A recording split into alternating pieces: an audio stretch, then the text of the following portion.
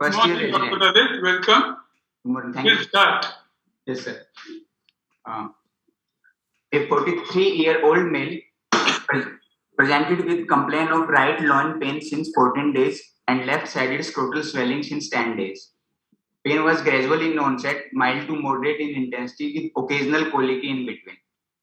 Pain is not associated with nausea, vomiting, without any radiation or referred pain, no aggravating and relieving factors. Patient also has left scrotal swelling, approx 6 by 4 centimeter, globular shape, associated with dull aching pain, irreducible and gradual in progression. Next slide, please. Okay, wait. Who made these slides? Sir, I, sir. You made this slide. Yes. When you have two different sides involved with different symptoms, don't club the two together. Okay, sir. So, history of presenting illness will be number one, whichever is the more severe complaint or bothersome complaint. Number two, the next one. And then again, each one will be presented separately. Okay, sir. Okay. Otherwise, the impression given will be one is responsible for the other, which is not the case here. Right. Second, whenever you describe a swelling, right, Yes, you sir. have to describe the swelling as mentioned in either Hamilton Bailey or as mentioned in Das. Okay, sir. You can't put it all together. It's for your own good.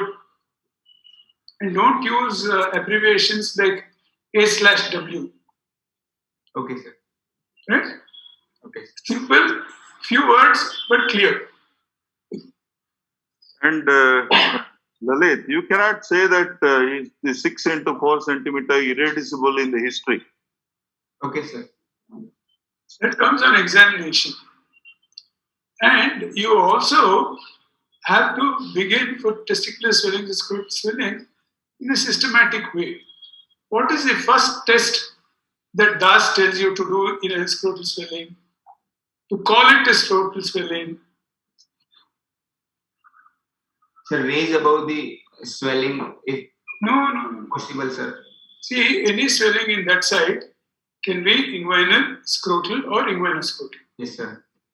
What are the characteristics on examination of a scrotal swelling? Sir, in scrotal swelling, we can raise above the swelling. Not raise. Vibration. You can go above the swelling. Yes, sir, we can go above the swelling. Yes, sir. Okay, so you can't mention everything in the same line. Yes, sir.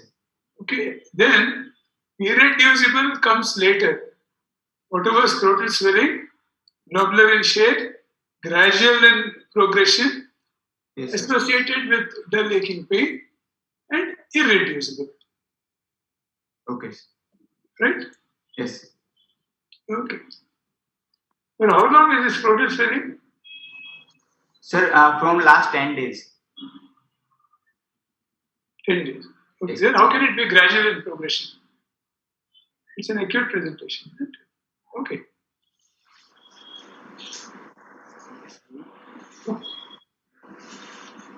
Go on, please. Next slide.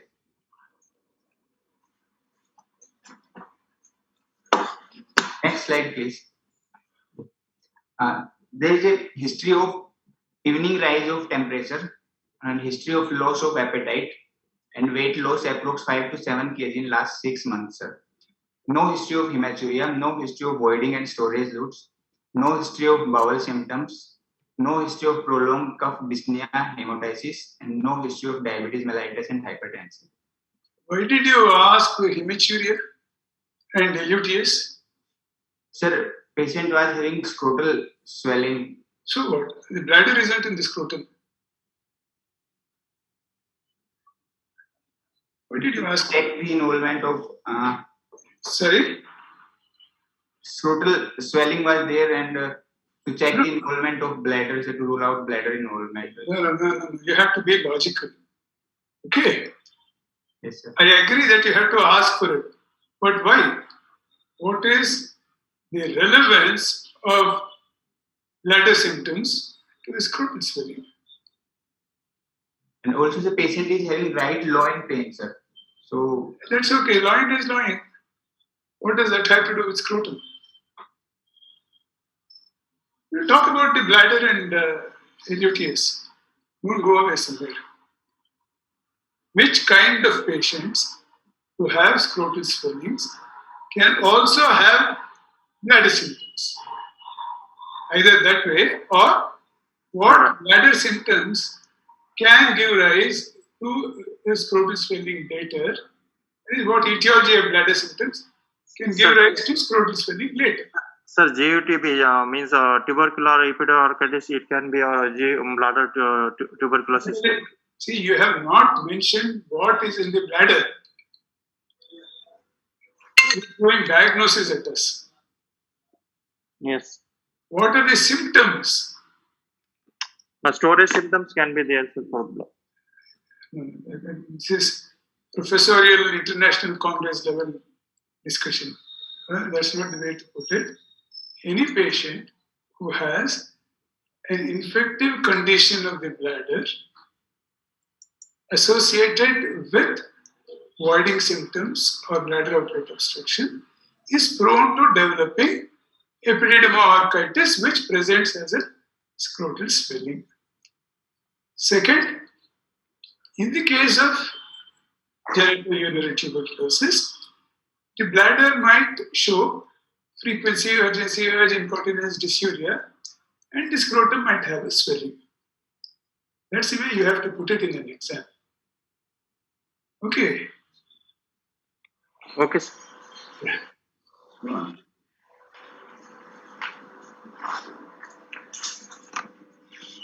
next slide.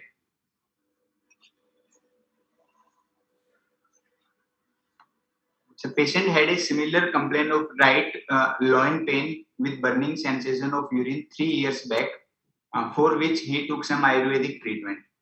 And 1 year back, patient had left scrotal swelling, which ruptured spontaneously, followed by development of discharging sinus, mild seropurulent discharge, for which he took some Ayurvedic treatment and regular dressings for 2 and 3 months. Here too, when you mix these two together, we don't know which one to concentrate on. Even as a clinician sitting in the OPD, you have to sift the symptoms into two categories, deal with each separately. Next time, okay? Okay, sir. Yeah.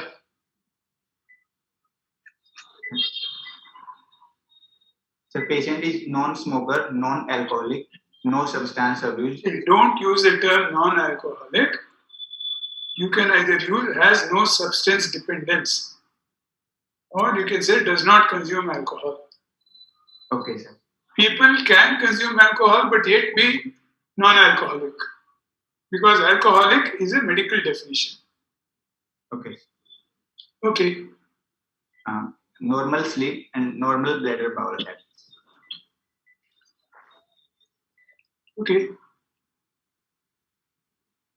Sir, there is a history of pulmonary TB to his father 5 years. Not to his father, in his father. Okay, so in his father 5 years back, for which he took ATT for 9 months. And patient belongs from poor socioeconomic status, and patient lives in a joint family, total 10 members in family. And he's married 22 years back and has 2 sons, elder being 19 years old and younger 17 years old. And no other comorbidities in families. What is the protocol for pulmonary tuberculosis?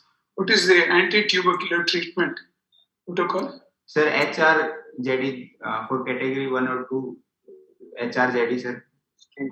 What duration? Duration, sir, 6 months for pulmonary TB, sir. Why did you give him for 9 months then? Mohan sir, I'm Prabhakar here. Sorry?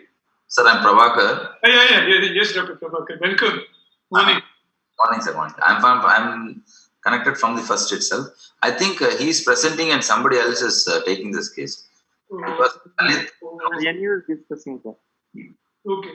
Sorry? What I've been recommending to others is that a day before or sometime before they sit together and clean up all this. Fair enough. So I won't ask him about why this and that, except for complaints. Sure. because he knows about the case, that's why. Yeah. Okay. Who's taking this case? Sir, NU, Dr. Sambhaji from NU Hospital, sir. Okay. Sambhaji, Yes, sir. don't do this cross transmission. If it is a case from your hospital, you do the presentation, somebody else will discuss. If somebody is discussing, the case must be from their hospital so that all these details will be known to them. Okay, you discuss with Dr. Manish and Dr. Prabhu and maybe with Dr. Ganesh also and see if this will be feasible. Otherwise, we'll have problems like this. Okay. So, but so far it was like that only, sir. I know. No, sometimes it has come from the hospital itself. Okay. Dispur has presented, Puttaparthi has presented their own case. Vidanayagam they have presented their own case. So I think we can have a discussion on this and decide Yes, at sir. faculty level how it will be done. Yes, sir. Sure. Sir, treatment of tuberculosis will be in 2 phases, means intensive phase and maintenance phase, sir. Intensive phase for 2 months and maintenance phase will be for 4 months, sir. Correct, but why have they given him for 9 months? What could be the reasons?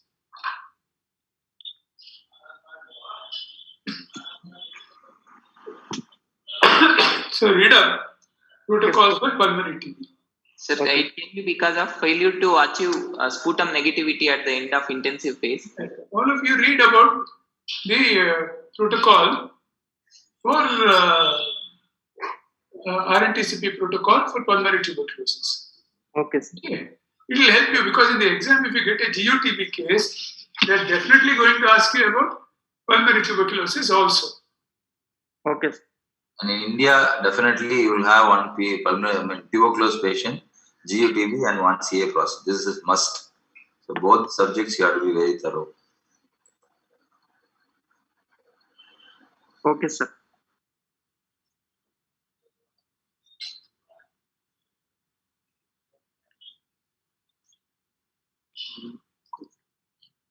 Go on, Dr. Lalit. And you just read everything. They have got everything. The sad thing is that the urology, the genitourinary is very scantily written, but I think all the others are very nice. At least the pulmonary ones are all very pakka, so you must be sure about it. Read it. It's a nice document. It's freely available on the net. Guidelines. Patient is thin built, sitting comfortably on bed, is conscious, alert, cooperative, and oriented to time, place, and person. BP is 130 by 80 mm of Hg, measured in left arm. Who is this? Okay, let us assume Zero. that this patient sitting comfortably in the bed. Yes. Right? Would you want to do a little bit of give him some instructions and observe to know how healthy he is? So we can ask the patient to move, To walk around. walk around to see the gate. To see whether he gets into some distress when he walks. Yes. Okay. Pulse rate is 78 per minute, regular, normal volume without any radial and radiofemoral delay. We can't hear you clearly. Pulse rate is 78 per minute, regular, normal volume without any radial and radiofemoral delay. Why are you mentioning radial here? Hello? Sir? Can you hear it? Dr. Lalit, Yes, sir. why are you mentioning radial and radiofemoral delay here? Sir, for pulse, there are 6 See, characters. That's why I sometimes will not mention in you later. have done a fantastic examination, got all this, but this can dig a deep hole for you. Yes, sir. So, In urology, if it is positive, if there is a radiofemoral delay, then you mention it because the examiner also might have noted it. But if it is negative, don't put it there because you will go off into vascular surgery discussion. okay, sir. Okay, In the exam, there is an art which you have to learn. How much to tell and how much to keep quiet about. Okay, sir. So, no pallor, icterus, cyanosis, clubbing, pedal edema, and lymphadenopathy.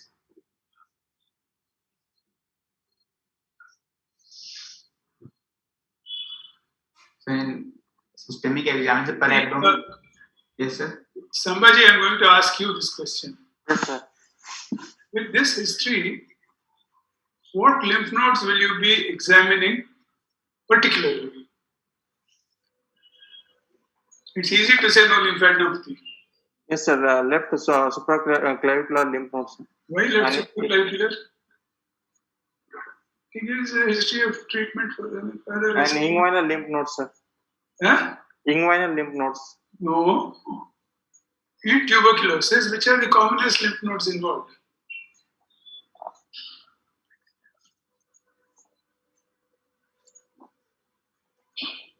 Cervical lymph nodes, sir. Yeah. So you have to particularly mention there is no cervical lymphadenopathy, there is no lymph node enlargement elsewhere. Yes. Okay. Yes, sir. Tell the examiner that yes, you've been meticulous. You looked at the possibility of tubercular lymphadenitis also. Yes. Okay. Yes. Proceed, Dr. Lalit. Yes sir. Next slide please. Sir, in per abdominal examination on inspection, the shape and contour of abdomen is normal, and umbilicus is central, and slight fullness in right lumbar region. Sir. And on palpation, temperature was normal. Mild tenderness present over right lumbar region, and renal angle tenderness was also present. A lump of size 12 by 8 centimeter present in right lumbar region, extending into right hypochondrium, epigastric, and umbilical region.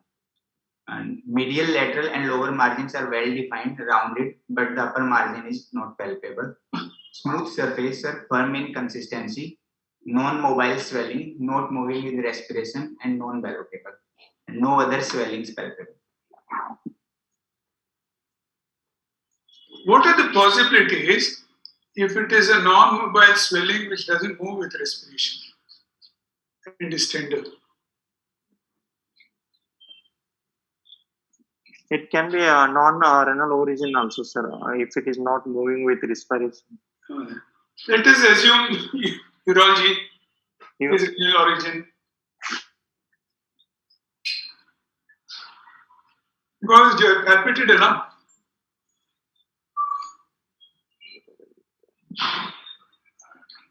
It can be inflated malignancy, means RCC, metastatic RCC. Anything which is more common.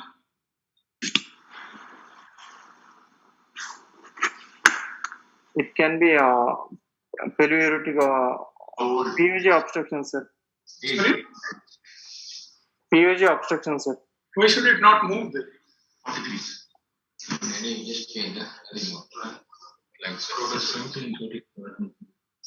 See, we focus straight on to a certain specific list of diagnosis if we find a renal mass that is not mobile. So pyonephrosis can cause. Sorry? Pyonephrosis, sir. Hey, Praveen, wait, man, let him answer.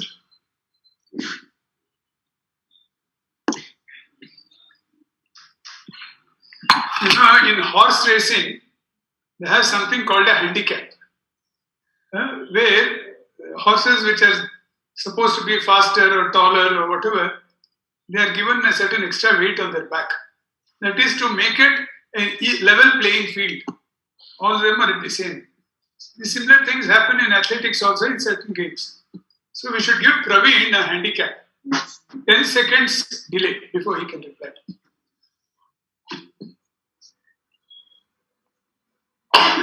See, Sir, it can be GUTB involving PUJ and it causing hydronephrosis, sir. what is the pathophysiology underlying a fixed renal mass? What all diseases or disorders whose pathology can cause the kidney to become immobile? How does it happen that it's immobile?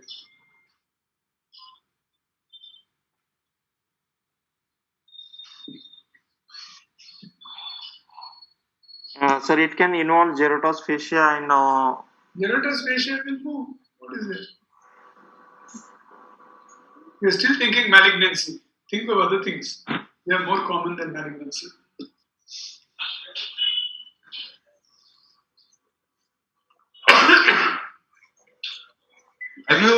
Have you operated or seen any patient who has had surgery for xanthogranulomatosis pyelonephritis, XGP? No, sir. No. Have you seen any patient who has had an infected hydronephrosis or pyelonephrosis surgery? Yes, sir. You have seen. So can you try to remember that case which you assisted or did and try to answer Dr. Mohan's question? That perinephric fibrosis will be present there, sir. Means adhesions will be there, sir. So, if something has to move, the tissues around it must also be free, isn't it? Yes, sir. So, if the tissues around it are not free, then it won't move. In malignancy, if there's infiltration, it won't move. In kidney, in inflammatory conditions, if it's going to be adherent to the surrounding tissue because of inflammation. Inflammatory lesions can be exceedingly difficult to actually separate out, especially when you have infection around the kidney. You don't know where the kidney starts and where the other Gerota fascia ends and everything else. So, it's a standard question that Dr. Mohan is asking, and you should be able to say that anything that is any inflammatory condition also, which is infected hydronephrosis, pyelonephrosis, XGP, all these inflammatory conditions. Even a bad tuberculous kidney can be exceedingly adherent to remove. Okay? So understand this pathophysiology. And another hint also is that most of these inflammations are chronic inflammations. So you can't say acute pyelonephritis because these are changes which occur over a long period of time in response to the inflammation. Okay. So it's either a chronic inflammation in the kidney or a tumor in the kidney which is infiltrating the abdominal wall. In which type of acute pyelonephritic infection would you attempt nephrectomy? In which type of an acute pyelonephritic infection? Empysematous Sorry? pyelonephritis. Yes, correct. So it's a very rare situation that you want to do nephrectomy in acute pyelonephritis, as Mohan says it. So understand again the physiology, pathophysiology, what happens in this whole thing. Sometimes go to the pathology lab and see these gross specimens and then you will understand what exactly is happening there.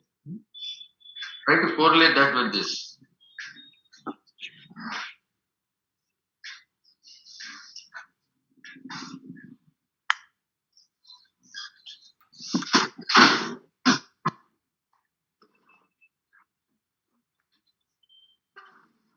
Sir, external genitalia examination and I'll ask you again a basic question.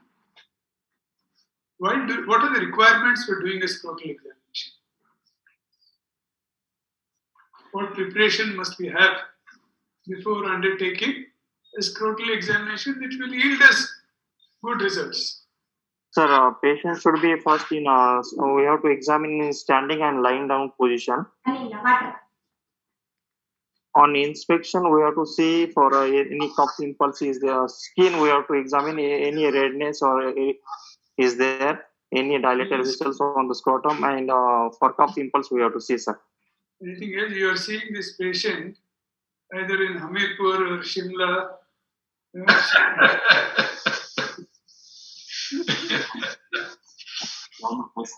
don't have to go so far. You can put him in any trust, one of the clinical examination rooms that is going at 16 degrees centigrade.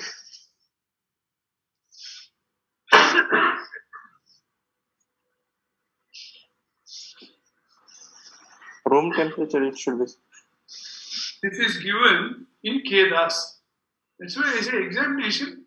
I think wherever we reach, we should refer back to the basic clinical surgical examination books, where all this is given. The scrotum should be warm. Yes. Okay, so if in an air-conditioned room, you might find that the temperature has been set to 17, 18, which for the patient is very cold. Sometimes the testis might even retract because of the cold.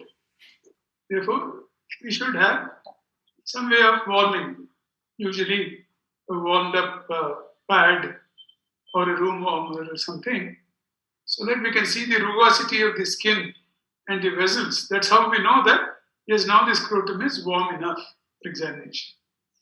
More importantly, your hand should not come out of the freezer. Your hands must also be warm.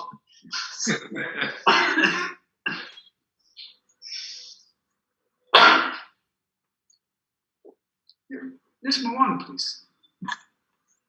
There is scar present. Why are you repeatedly, in the case of a testicular swelling, saying it is irreducible? Can you reduce a normal testis? No, sir. So the term irreducible is specific to inguinal and inguinoscrotal swellings, not to scrotal swellings. Okay, sir. Okay. Okay. So don't use this in the exam, you get into trouble unnecessarily. Okay. So where exactly is this swelling that you're talking about in the scrotum? But sir, Where exactly do you think is this swelling of 6 centimeters in the scrotum? You said the left testis and spermatic cord are normal, that you can get above the swelling. The right side and spermatic cord is indurated. sir, the last line, sir, the right testis and the spermatic cords are normal. Sir, I mistyped here, sir, the left testis. So this entire business is on the right side, is it? Left side. Right side is normal, sir. Left side is problematic. I see. So the left spermatic cord is indurated and the swelling is on the left side. Okay. Whatever. Where exactly do you think is the swelling?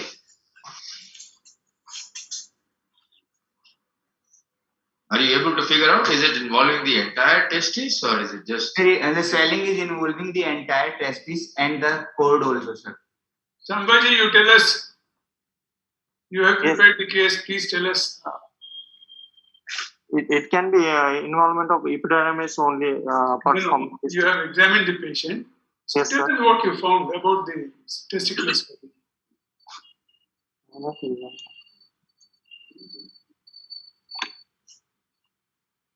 Can you separate the epidermis from the testis here in this case? No, sir. Okay.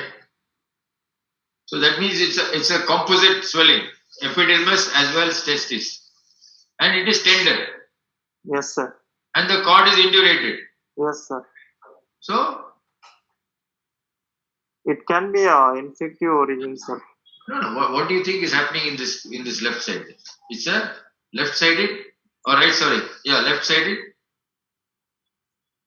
Left side is sexual. No. What do you think is happening to that half of the scrotum, the testis and all that? It can be epidermis, sir. Yeah, it is. It is from what you have written here, what you have described, that you cannot separate everything. It's a bit more orchitis. Now you tell me the patient also has a scar on that side of the scrotum, isn't it? Yes, sir. No, and in the history, he had discharging sinuses. So Yes, sir. yes. So It can be tubercular origin, sir. What other conditions of the testis or scrotum can give rise to swelling, induration, tenderness, and discharging sinuses? discharging sinus. Actinomycosis can be. Yes. Anything else? What is the characteristic feature of the sinus and actinomycosis? What is the characteristic feature? That sulfur granules will be present in actinomycosis, sir. That in discharging sinus, sir. Yes. What is another condition where you can get this? Syphilis, it can be, sir. Is it syphilis? No, can be, sir. I mean, not. I'm putting it down, but can be. See, syphilis usually gives gammas. It doesn't give discharging sinuses. Someone might have seen a rare case. It's not generally known to cause sinuses.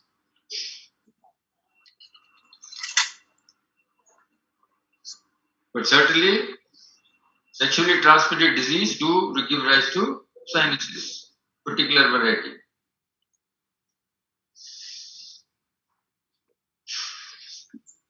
Okay, carry on. On PR examination, anal tone was normal and no growth palpable and normal mucosa. And chest and other systemic examinations were normal. One second. Somebody, the previous slide that you presented is very confusing. You are saying left testis is enlarged, and you are saying the left cord and testis are normal, and the right cord is infiltrated. Please don't do this. Be meticulous in what you put down. The candidate should not pay the price for our inefficiency. Sorry. Yeah, proceed. And chest and other systemic examinations were normal, sir. Okay, you've done the chest examination. Out of curiosity, I'll ask you, Yes, sir. what will you begin the chest examination with? The palpation part. Yes. Because in this case, that is important.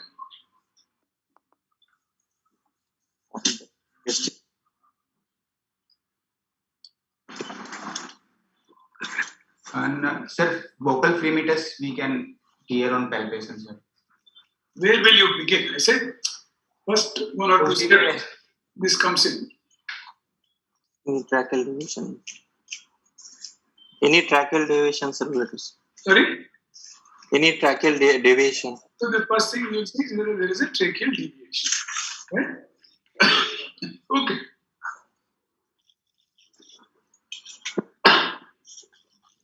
Investigations. And at this point, we won't go to investigation. What are the diagnoses in your mind? And give reasons for that differential diagnosis. Sir, from the history, I will put first diagnosis as a renal tuberculosis, and second it can be renal or ureteric calculus also, and third will be renal tumor involving ureter. At this stage, you must be able to combine everything that you have seen and heard and put it into one diagnosis or one set of differential diagnoses. Sir, it can be renal tuberculosis also. It can be PUG obstruction. It can be ureteric. No, hang on. You have a scrotal swelling. So, sir, So look it at can be a separate swelling also from sir. Dr. Lalit. Wait, Dr. Lalit. You must first begin to think of conditions which affect both the kidney and the testis. Okay. Once you have exhausted that list, then you can say the two may not be connected. Therefore, I have this for the loin pain and this for the scrotal swelling. Sir, it can be then. First, you need to connect the two.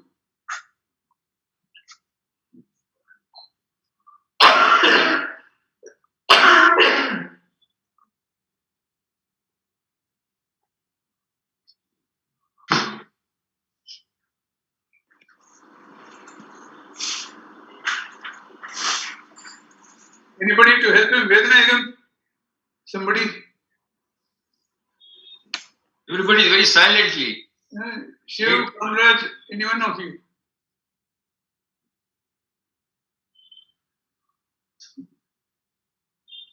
Connect the two and give a set of diagnosis. It doesn't matter if you're wrong, we will correct it. But at least you must be able to connect the two in your minds. Sir, GUTB, sir. GUTB. Okay, what else? It can be testicular malignancy also, sir. No. Then how do you explain the loin pain?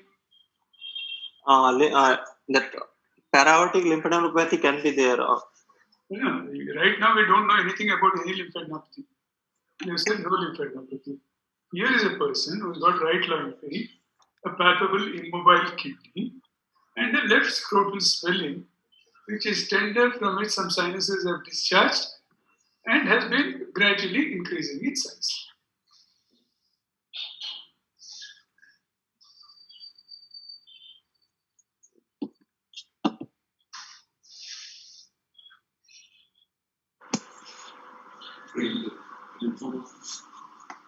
Now I am going to ask the Vedanayagan people to answer this. You can't keep quiet, not there. TB is the obvious one. Tuberculosis is the obvious one. We're looking for some other condition. So go through the surgical scene, man. Keep telling you, congenital, inflammatory, traumatic, neoplastic, degenerative, infiltrative, all that is there. With the contact history of tuberculosis in the family, as well as with the multiple discharging sinus in the scrotum, sir. No, that's not what we are asking. That is again TB. He wants other conditions. What? Sir, it can be RCC also, sir. Sorry? RCs. Right. Dr. Kamraj, that was, isn't it? No, Give sir. us a differential diagnosis. That's enough. For the left lung, RCC can be taken as a diagnosis. Left lung with the stone disease. That comes in the end when you can't connect. Can you connect the two with the same disease process? That's how it is in the exam. No examiner will accept two different diagnoses or multiple diagnoses for each symptom and sign. They want you to put all that together and see if you can come with a differential diagnosis for all this put together. And if you cannot, then to tell them, no, this may not be related, so my diagnosis for the loin pain is this, and for this scrotal swelling is this. That is the last thing you will do, not the first thing.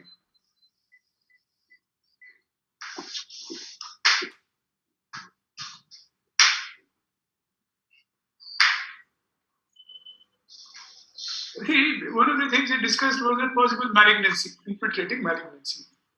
Can the malignancy throw secondaries to the testis? Discharging sinus, sir. Okay. Okay, that's the only thing against it, but it can throw secondaries to the testis. See a prostate, sir. Wait, Praveen, let Dr. Kamraj answer. CA prostate, metastasis with bone. See, let's calm down on the kidney since you picked it up first. What you said is due to be acceptable. Anything else? Can a malignancy? Can it be a malignancy? Renal cell carcinoma. But metastasis to testis and the discharging sinus will be unlikely to. That's right. I said, leave the discharging sinus out. But can you put this down on your list and then explain? See, this is how it goes in the exam. Sir, since there is a renal mass, fixed renal mass, with a scrotal swelling, these are my differential diagnoses. The reason for genitourinary tuberculosis is that there are also sinuses and there is a family contact. Two, the reason why I would consider renal cell carcinoma is the testicular swelling might be a metastasis, but because there are discharging sinuses in history, malignancy is not on the line. Then what is the third thing? Something that can affect the kidney, cause all this stickiness around and also affect the scrotum. Does actinomycosis affect the kidney? The other day we had a discussion on all these inflammatory conditions, and you can get emphysematous conditions everywhere, no? And not necessarily in the kidney. Get it anywhere. You can get other chronic inflammation in conditions like malakoplakia, for example. You get on the testes, you get prostate, you get kidney. So anything that is chronic inflammation. Most importantly, right now, we are assuming that fixed needle, that mass in the lumbar region is kidney. We don't know yet. It doesn't seem to have the clinical features of a kidney. So we are assuming that it could be anything. So if it is kidney and this, what is it? It need not be kidney. It could be the testis, could be the primary, that could be the secondary. Why can't it be a primary testicular tumor? This fellow has had a scar on the left scrotum. Somebody is trying to open that, and there's a sinus now there. It's a healed. This testicular tumor is still there. What he's got on the other side is big mass of nodes fixed. I don't know. I mean, we don't know that the mass on the right side in the abdomen is kidney. We haven't seen any imaging so far. So every possibility, what the examiner wants you is, it's obvious that this is tuberculosis. I mean, you can bet your salary of last month, whatever it was, that this is TB, past history, this, everything. Only one condition India does this. But he wants you to think out of the box and see whether you got your antenna all unfurled and making sure that yes, it could be this, it could be that.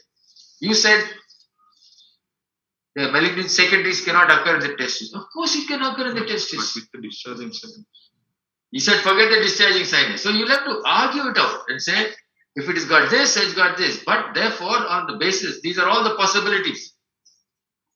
These are all the possibilities that this patient can have. If I take out the sinus bit, it is like this. But I cannot take the sinus bit out. It included, and therefore, irrespective of whatever else differential diagnosis, my first diagnosis is tuberculosis. You have to be upfront, bold, and talk like that. What is wrong? We don't know. Nobody knows. Everybody is not 100% correct. We are just thinking. That's all.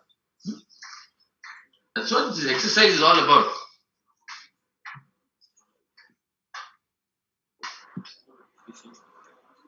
Okay, show us the imaging.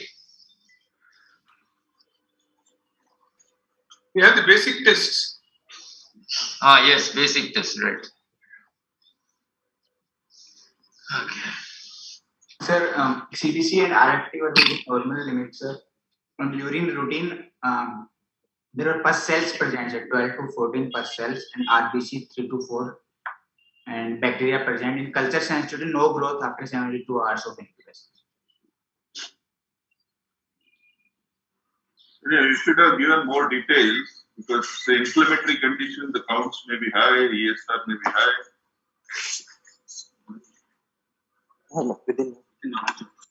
The counts were normal, sir.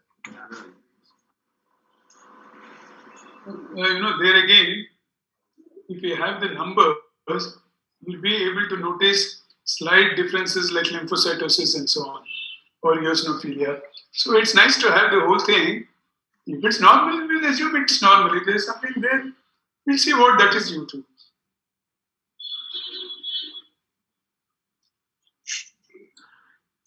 Again, RFT within normal doesn't mean anything. For all these tests, I think I told you this last time, you have to mention the value and the reference range for the lab. Okay, sir.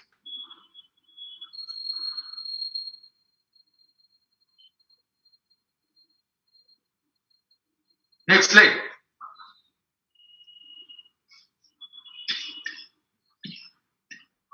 So gross USG abdomen, gross right hydronephrosis with very thin cortex, internal echoes, mid-urinary with mass, and right internal iliac lymphadenopathy was present. Query carcinoma right ureter with pyonephrosis and possibility of non-functioning right kidney.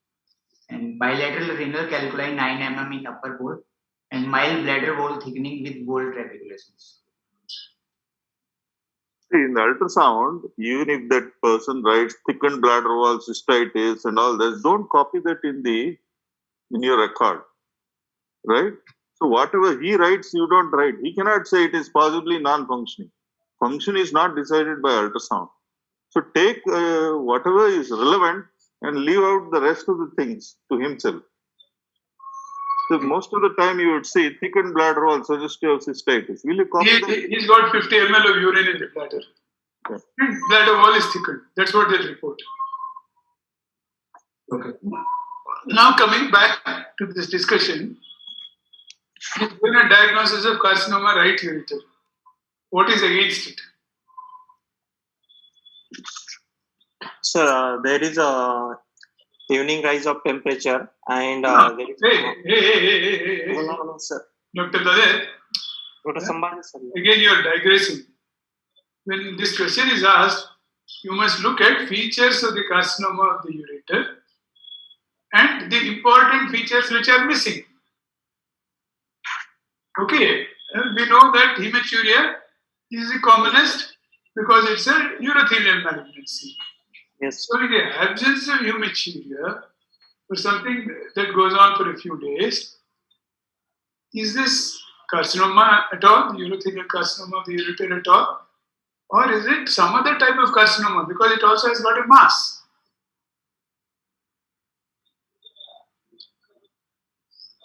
So again, we'll ask Dr. Kamraj, what ureteric malignancies? Harish is here. Kamraj is hiding. Okay. Dr. Harish, Yes, sir. what common what ureteric malignancy can have a mass associated with it? See, urothelial carcinomas, only rarely we see a mass.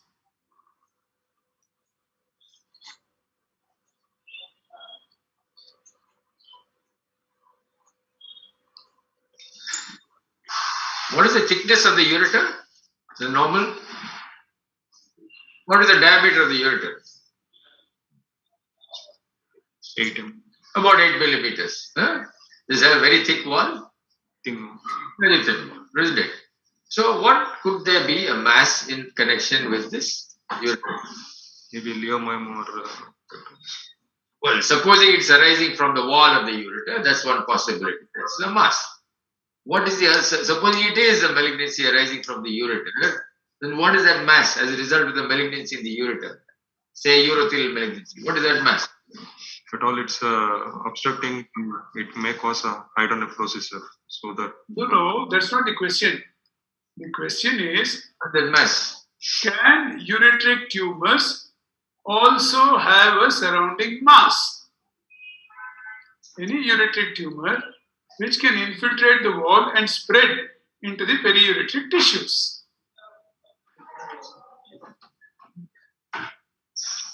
That's what I'm trying to get you. That the wall is very thin. So the entire there's a phlegmon there, it's the whole ureteric mass, the tumor has infiltrated out and produced a mass. There are lymph nodes there. Like the mass could be also lymph nodes. So many signals there. The wall is so thin that it doesn't give you enough time. The ureteric tumors don't give you enough time to make a diagnosis when they are within the lumen. That's the problem with ureteric carcinoma, isn't it? So, and the lymph nodes are all sitting there. Internal iliac, external iliac, internal iliac, paraortic, the whole chain is there. So the mass could be as a result of periureteric inflammation, phlegmon, etc. The mass, it's a malignant mass. Or it could be ureteric tumor with nodal disease. And so one more point I want to add, this ultrasound was brought by the patient. It was done outside, not in our institution. No, that's quite all right. All I'm saying is, if there is a mass, we will assume that the ultrasound is okay. Whatever is there is there. What they have not mentioned, unfortunately, we don't know. But if there is a carcinoma of the ureter producing a mass, what type of carcinoma is it likely to be? Also look at the fact that there is a stone in the kidney.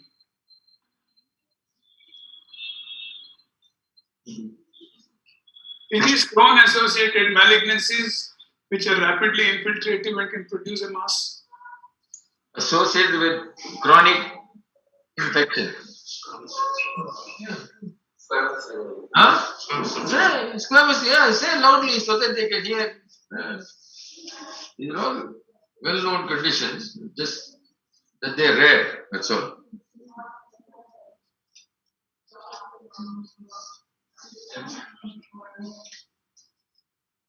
Shall we go to the next slide? Yeah, I think we should.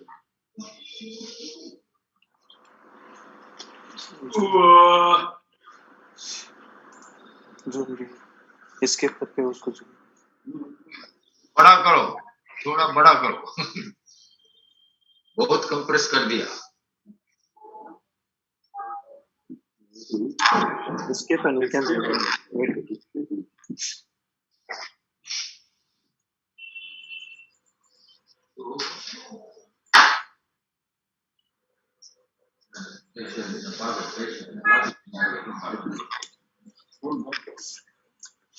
Yeah, now you share it. When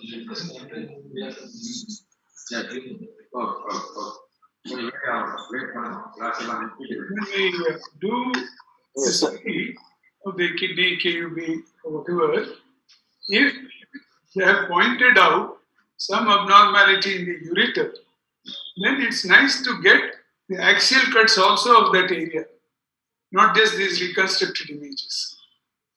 Okay, because they will reveal some more information which the reconstructed image might not give us.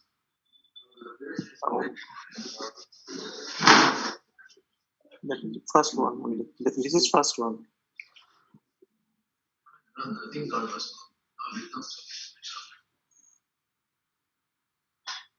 Let's move, Baba.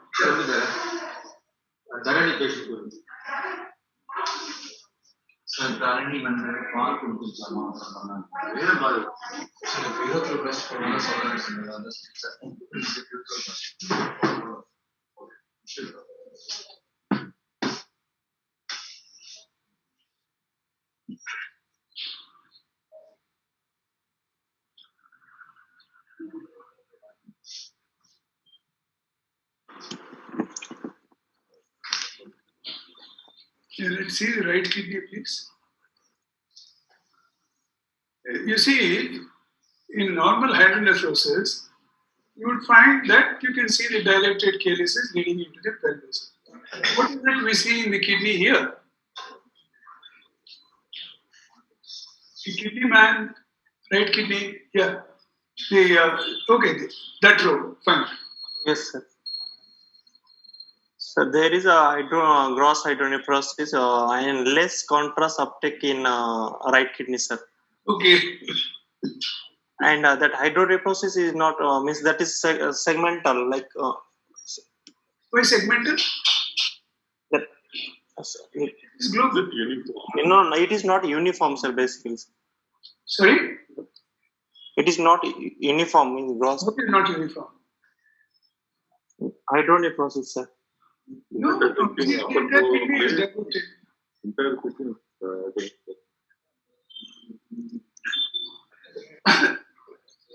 Will it be like this in tuberculosis?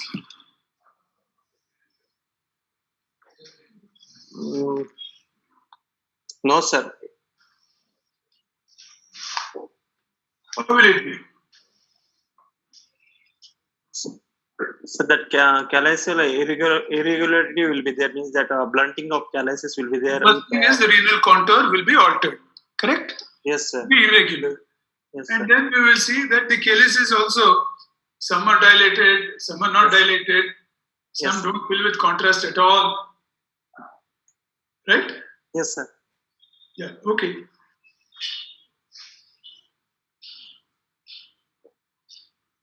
Move on.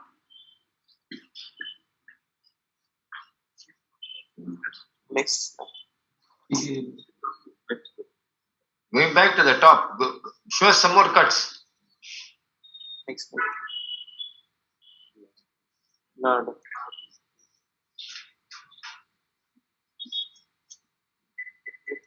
Huh? This is like the Tamil saying, Vecha Kudumi Sharcha Mutta. Either you see the top or you see the bottom, there's nothing in it.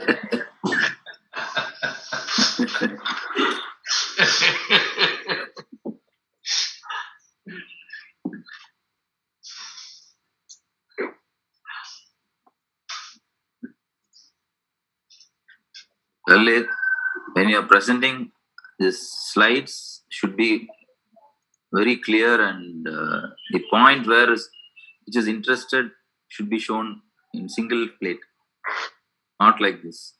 Okay.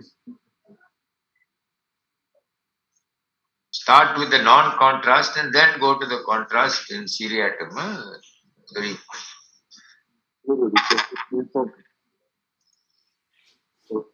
Full screen.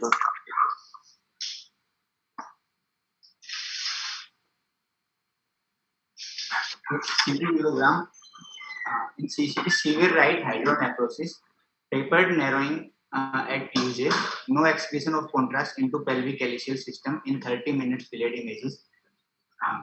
Corroborative US ultrasonography showed features of pyonephrosis. Mass lesion tubular in shape, measuring 11.6 into 5 into 3.4 centimeter, extending from right paramedian aspect of pelvis into pre-sacral region. The right mid-ureter appears infiltrated, encased by this mass. Mid-dilation of right proximal ureter suggests histopathological correlation.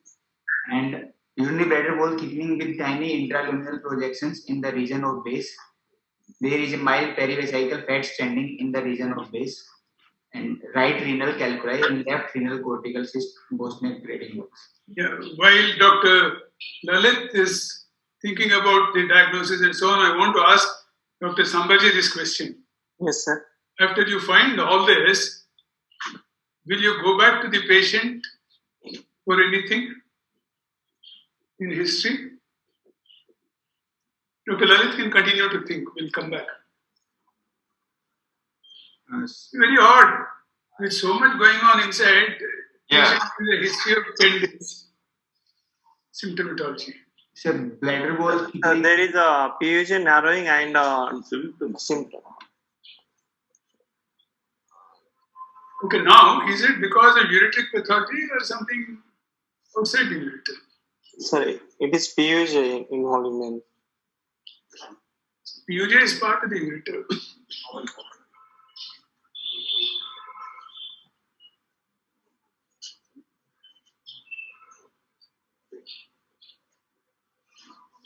Yes, sir, there is positive history in favor of GUTB only symptomatically. There I'm is not asking you that. Radiological findings and interpretation. Dr. Lalit, be careful. Huh? Don't throw diagnosis at everything. What the examiner wants to know is what you have read from the images that you have seen and what your diagnosis could be now with reasons. So, what are the significant findings here?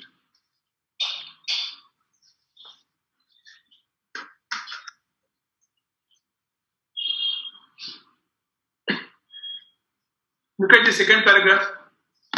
Mass lesion. We were not seeing all the images properly at all. Right mid ureter. You have to believe what the radiologist is saying. Are these the only images available that you're showing? So actually To be very honest, I'm not convinced about correlating the images that you've shown with the report at the moment. Sir, all these investigations were done outside and patient came with the report. But this was the main confusion why I wanted to present this. Because it was not correlating. The report is not correlating with the images. There is no mass seen actually. So in that situation, what I tend to do is repeat the X-ray. That's all. If I'm going to treat a patient, I need to know what the hell is happening. So I will repeat that. I know it's a cost is going to be 6,000, but what to do? Unless they've got a CD and they've only given you a couple of films, the CD business does not open in every computer. That's the other problem. But sir, to be that CT didn't was not convincing about this report. It didn't show any mass lesion. That's exactly what I'm saying. Yes, but the report was like this. But I read the CT and it was not a mass. So I was convinced that this is just. So what exactly for the residents? What do you think can happen there? Let us say that ignore this report. What could be this? Supposing we say there is this mass lesion, tubular, everything. What else could there be there in that area? You say the kidney is hydronephrotic. Huh? You say that the PUJ is narrow. The kidney is poorly functioning. Huh? There is also some, if you look at, just go back on the CT images. Just go back on the last cut which you showed. The images, make a little bigger, please.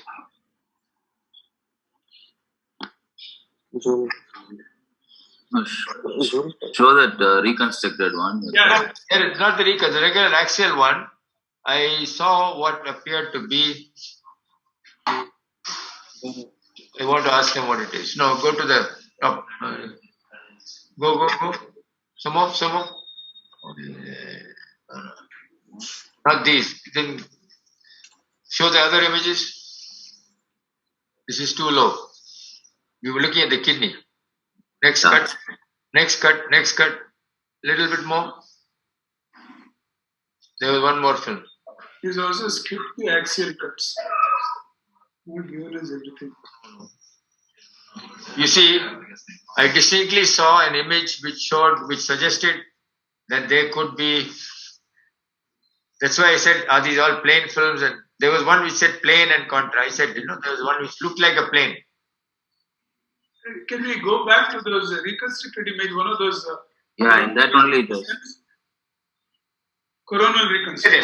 Stay there. Okay. What is that? Yes, exactly. What is that? Calculation or also it can be calculus also, sir. It means where there in that. You think that is calculus? No. Yeah, this one. No? What is it?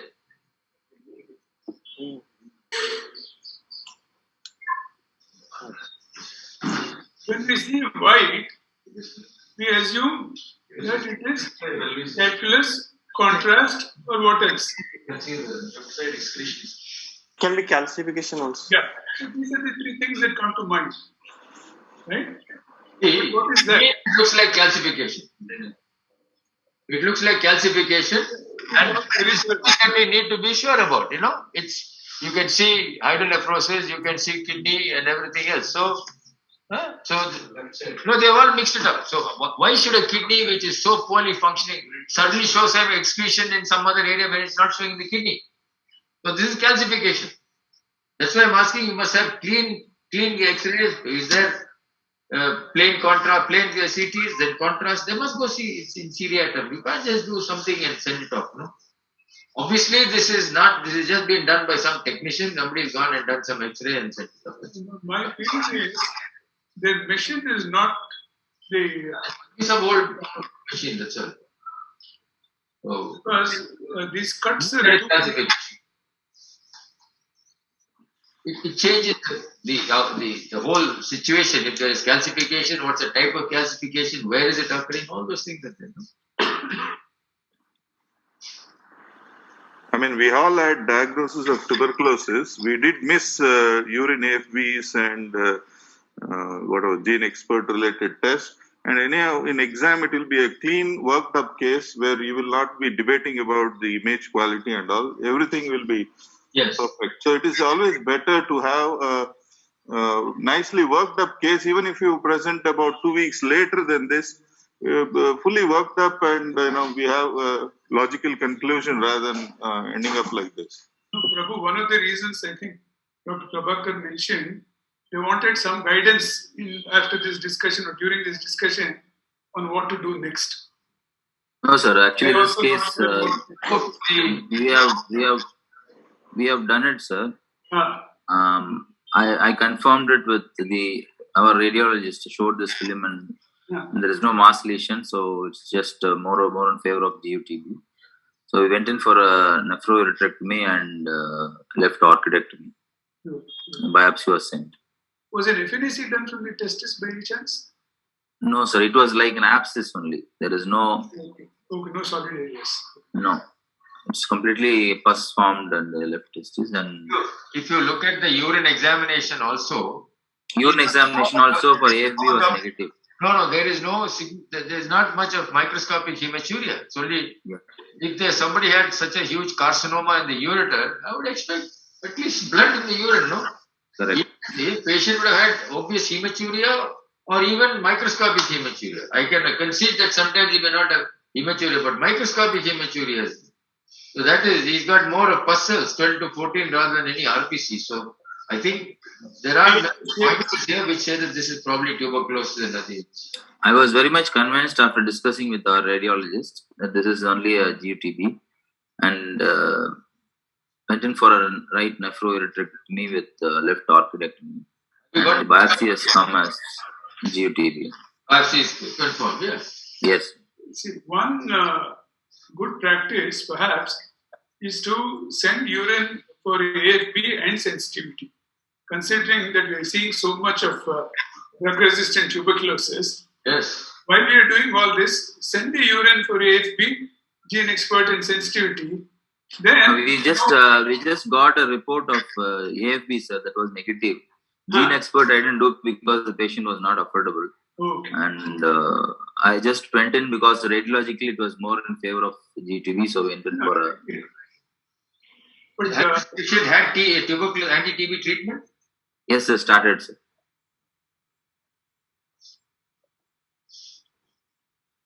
We need to also do screening of the family. Okay. There are two generations affected by tuberculosis, and this one is a pretty long one. Just is negative. Yeah, sure. Tell us. Just X-ray. This is a full time. So for children, it will be a pediatric examination with chest X-ray. And Main thing was the report was so bad. Reporting was so bad that we got confused about a mass lesion or something like that. yeah, Then with my radiologist discussing with that plates, then we were convinced.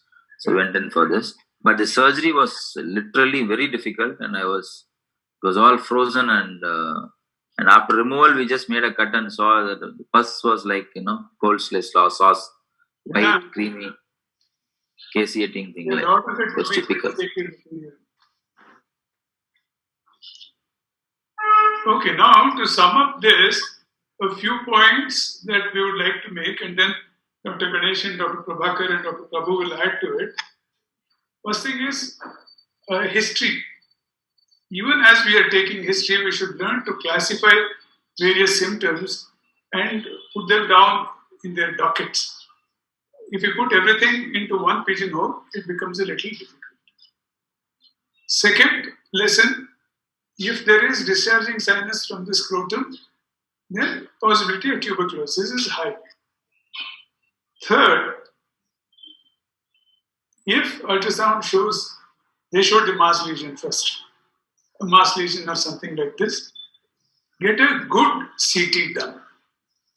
Because sometimes even radiologists are unable to interpret bad CTs. Good radiologists, bad CTs, they have difficulties, but they're definitely better.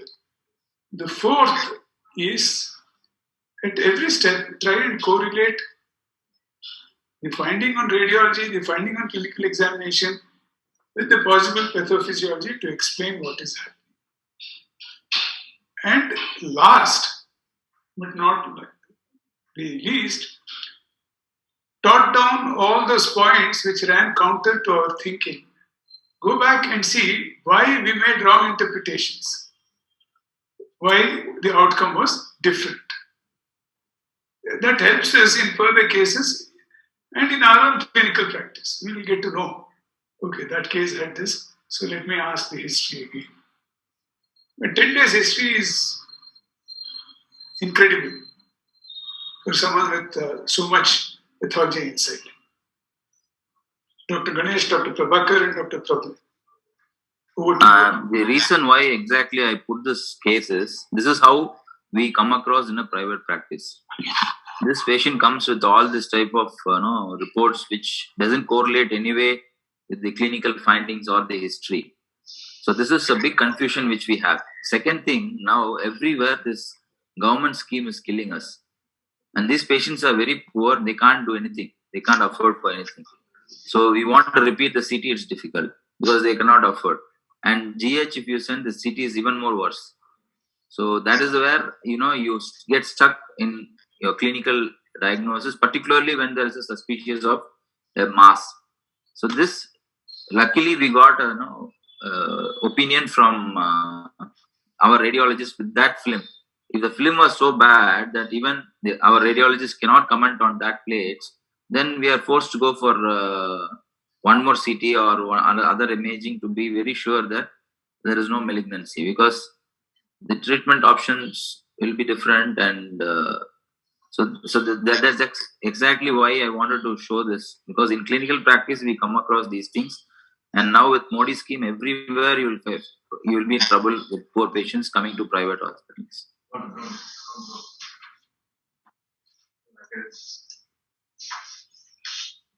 Dr. Ganesh, anything to add? No, nothing in particular. Just the fact that I think if you got bad imaging, you will get bad interpretation. That's all. I mean, look at it this way. Supposing we did not have a CT scan at all. Go back to the 1970s when we saw these patients. You would say this, you do an IVU, you do a plain X-ray, you spot some calcification, you do an IVU, you find functioning left kidney, non-functioning right kidney, you find the scrotal mass, your diagnosis TB. Life was very simple. You didn't even think of carcinoma. and take this kidney out. And that you struggle at the operation, then you get it done. Finally, at the end of the day, what did that CT tell you? Nothing. You still went in, you had a CT does not tell you that is going, we know this is going to be a difficult job. Looking at the whole history, the mass is fixed, everything is there. This is going to be a difficult operation. So, if CT has to be interpreted properly, it must be good. Otherwise, you just have to do surgery. There's nothing more to it. This is lousy kidney. The decision comes when you have a very subtle problem, and this is very gross. There is no question about the fact that this is very gross pathology, and there's only one treatment for it. But when it is subtle, then I think good imaging is really very, very useful. Dr. Prabhu? So I have only one point. So this, if this testicular lesion was suspicious of tuberculosis, we could have had a biopsy or some thing, and then ideally we would have started on ATT before we went with the nephrouretectomy. Because operating a G tuberculosis patient without ATT may land up in sepsis and sometimes mortality also. Because tubercular sepsis is very difficult to manage. No. Did he have anti-TB treatment? No. Oh, I see. Father.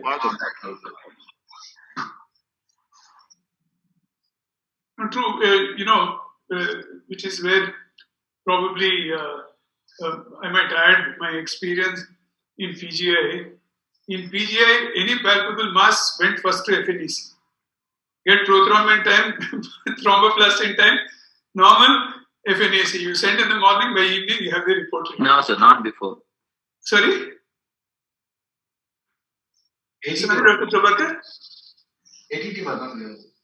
They would do it for anything in the Not given. Yeah, sorry. Even for infertility, they would make a diagnosis on FNAC, which used to be more or less good, because we have also done biopsies later and we got the same thing. But that's an exception. Not everybody might be able to do it. Whether we should have done an Yes. right to begin with, again, Dr. Prabhakar said, the government pays only for one procedure. So the patient has come here, you've discovered a second condition also, then you'll be bound by the government rules for insurance.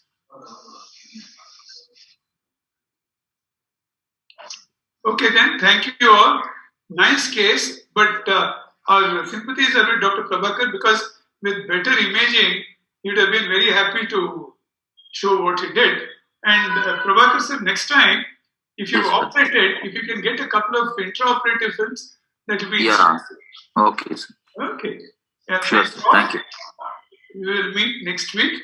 Until then, have a good time. Thank you, sir. Bye. Bye.